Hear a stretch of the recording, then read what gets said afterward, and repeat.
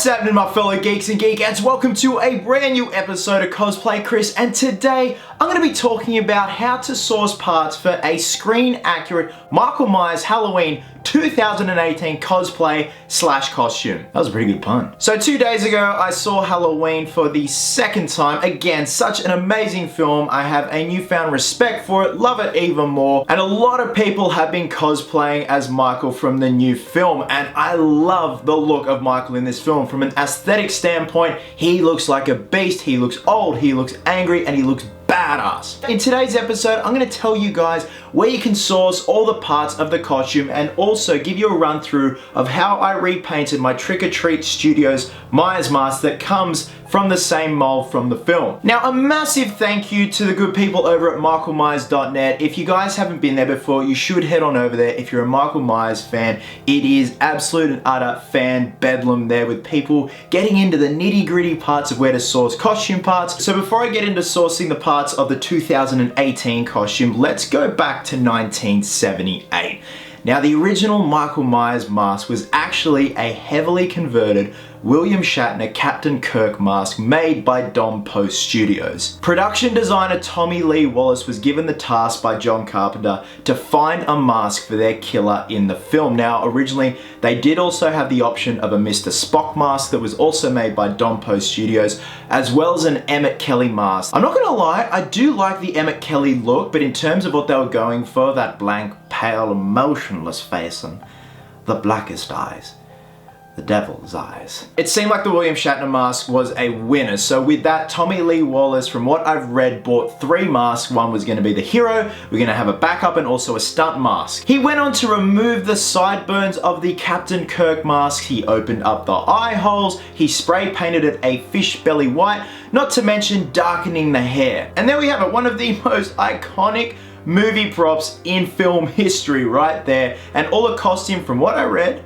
$1.98 or $1.99. This is how the mask looks today, and unfortunately, this is the nature of latex. So it is warped, it has rotted, but it still looks pretty damn eerie if you ask me. Now, I also want to do a correction. In my previous video where Cam and I did our spoiler and spoiler-free review of Halloween, I said that the original knife that was used in the first film was a Lamson. Now, I was actually wrong. New information that has come out has stated that it is not a Lamson, but a Lamson looks quite similar. The knife that was used was a WR Case & Sons Cutco 102/12 model knife. Now, you know, if you do the comparison, it looks pretty damn close to a Lamson. Now, if you manage to find one of these case knives, they go for a monster because they are a rarity. These things were made back in the early 70s. Hell, probably even the 60s. So now that I've cleared that up and you guys have a history of the original mask, let's get down to business. Let's do a breakdown of the costume of the 2018 look of Michael Myers. So of course, we have the mask, we have the coveralls, we have the undershirt, we have the boots,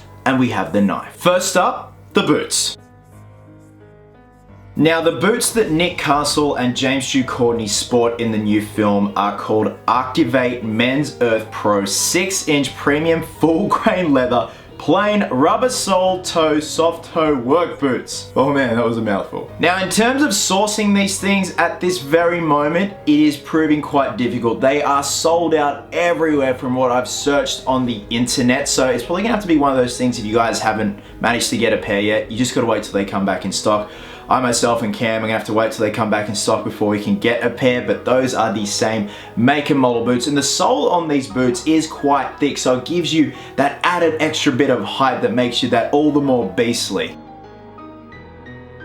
Now, moving on to Michael's weapon of choice, which of course is a butcher's knife. So much so, the fans had a bit of a problem with the look of the new knife from when the trailers dropped for the new film. It just didn't look intimidating, it was just a pretty standard looking knife. With that, the filmmakers said, wait for the movie, and you know what? It actually made up for the little size of the knife. It was brutal. So the knife in question is a J.A. Henckels International Chef's Knife. Now, there has been a lot of back and forth about the size of the blade, and from what we understand, it is the 8-inch model of the knife. Now, these can actually be purchased from Home Depot, from what I understand. I do know Cam managed to snag a few of them. So we do actually want to take a mold of this knife and make some rubber castings with a little armature on the inside that is actually going to be con friendly and also for life-size displays. Now at the end of this video I am going to put my costume on, bearing in mind that I do not have the same make and model boots nor the same make and model undershirt as of yet, and I will be getting to those pieces shortly. But for the most part they've got the look, so they'll suffice for the time being.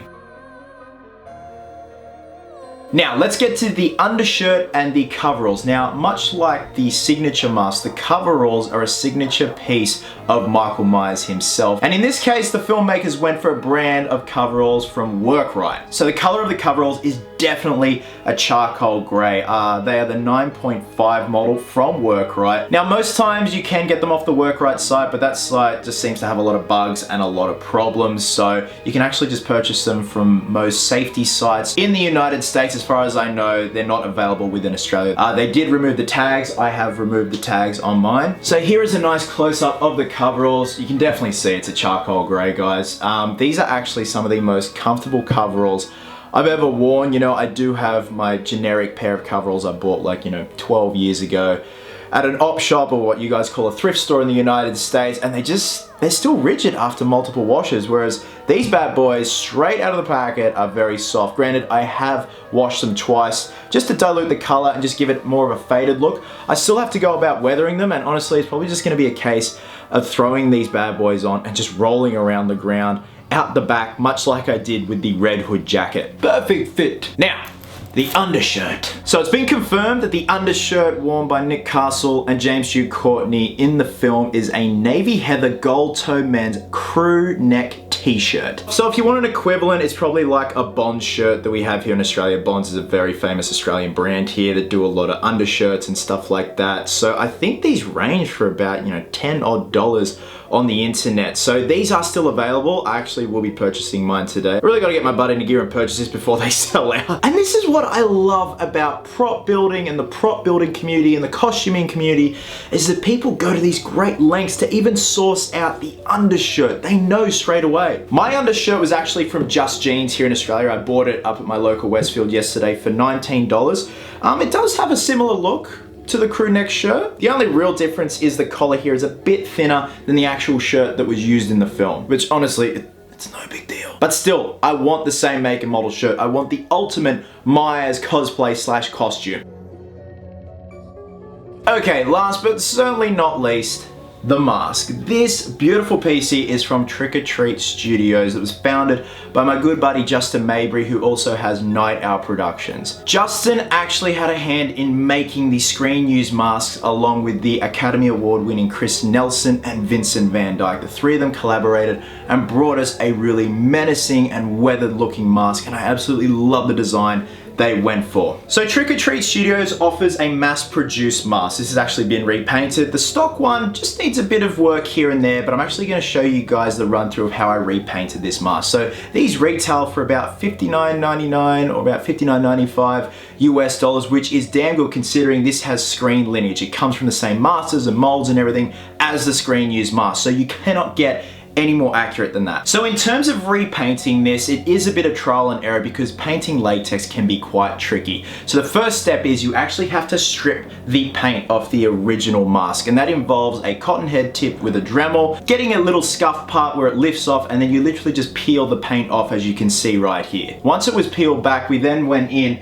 and redid the hairline. So it was just a matter of stripping the hairline, reversing it, gluing it back down, and then folding it back over. Then after that, you gotta go in with some, wet look hair gels, some matte spray, and just kind of futz the hair and get it to your liking, how you want it. Now, before I go any further, I'm well aware that this isn't 100% screen accurate because of the flesh tones here. And this is purely my preference. I just wanted to throw back to the original Captain Kirk mask. I wanted those flesh tones showing through, much like the original hero mask that was used in Halloween 1 and Halloween 2. Granted, up here is a bit more screen accurate and down here. And this is what works for me. I just like it. I love the look of it. I love the throwback to the Kirk mask. So once the hair was all finished and I was happy with the style, the little pieces and nidbits, hanging out the sides here, it was time to start repainting the actual latex part of the mask. Now, this can be quite tricky. A lot of people will assume that, you mix liquid latex and acrylic paint, but sometimes it will not take to the latex and it'll just peel right off. So Cam came up with a magical mixture here. This is rubber cement, oil-based paint, and naphtha, or in our case, all-purpose thinners. Now, this can be fed through an airbrush. We did try the airbrush method, but my airbrush just was playing silly buggers and just didn't want to bar it. So we actually applied it by hand, and to be honest, it worked in our favor. It just had more of a natural look to it, more of a roughed up look. So we did a couple of coats of that till we met that happy medium. I also just wanted some flesh tone showing through, so I somewhat neglected the neck area down here, as well as under the chin and parts of the ears. Now you gotta be quick because this paint dries almost instantly. As soon as you sponge that on or you airbrush it on, it starts to dry straight away. So you gotta be quite quick and strategic with where you want to paint. Next up, we went in with some black acrylic paint, pretty much in the areas where all the cracks are. And then we went in with some isopropyl alcohol, wiped away the excess, and then you've got all that remaining black acrylic paint in all this beautiful detail right here. Then after that, it was just pretty much a matter of mixing up some yellows and greens and just going into all the moldy areas, especially on the temples of the mask and the cracks up here. It's just about finding that happy medium and what works for you, because there are about 5 screen-used masks that were used in the film. Each of them is pretty different in terms of the paint scheme. People who aren't used to watching these films will just assume it's all the one mask, but if you look closely, there are variations within the 5 masks, especially the ones, you know, that are kept by Nick Castle and Chris Nelson. They do vary in terms of the paint scheme and the hairing. So this is my happy medium right here. I'm over the moon with how this has turned out. It looks great in all different parts of lighting. Much like the coveralls, the look of the mask can change quite drastically depending on lighting. You know, obviously, if it's too oversaturated, the mask is going to blow out and just be, you know, a big white mess.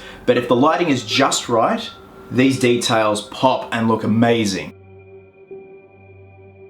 Now, if you really want to go all out, let's talk about the makeup. If you guys have seen the film and the trailers as well, this is no spoiler. You can see that his left eye is actually dead and decaying and just disgusting from the coat hanger that he copped in the eye from Laurie Strode in the first film. So for the most part, it's probably just one of those blind contact lenses you can throw in there just for the look. I myself am eventually hoping to sculpt a dead eye appliance on my life cast, and also for a bust that I want to do, using my life cast as a basis and throw it in there, and it just gives that wonderful illusion. Now, in terms of dirtying your hands, a lot of people are probably thinking just shoe polish, you know, black and brown.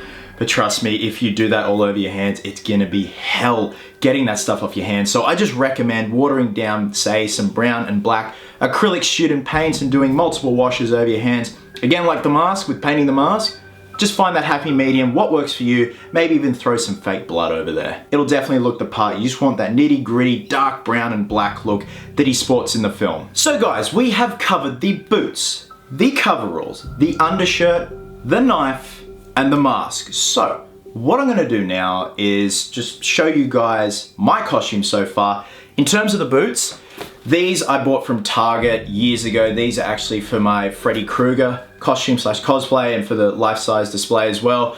Until I get the Activate boots and until they come back in stock, these bad boys are just gonna have to do the job for the time being. But you get the idea. So thanks very much for watching, guys. I'm gonna leave you with a little montage of just how my costume looks. I'm probably just gonna use a prop hammer that I've got up in the workshop, because if you guys have seen the film, you know what he does with the hammer. I hope you enjoyed this video, guys. I thoroughly enjoyed doing it and doing all my research. A massive thank you to the Ghostly Shape over at michaelmyers.net. If you head to the forum there, sign up, check out his definitive post on all the masks and coveralls and boots and knives and everything that was used for the look of Michael Myers in pretty much each film. The guy did his research to a T. It's just amazing there. People just love Michael Myers and Halloween, and it's just a celebration right there, and it's really cool to see. Guys, wherever you are in the world, have yourselves a cracker of a day. I hope you're well, hope you're happy, be merry, be silly, and until next time, geeks, please always remember, cosplayers do it best.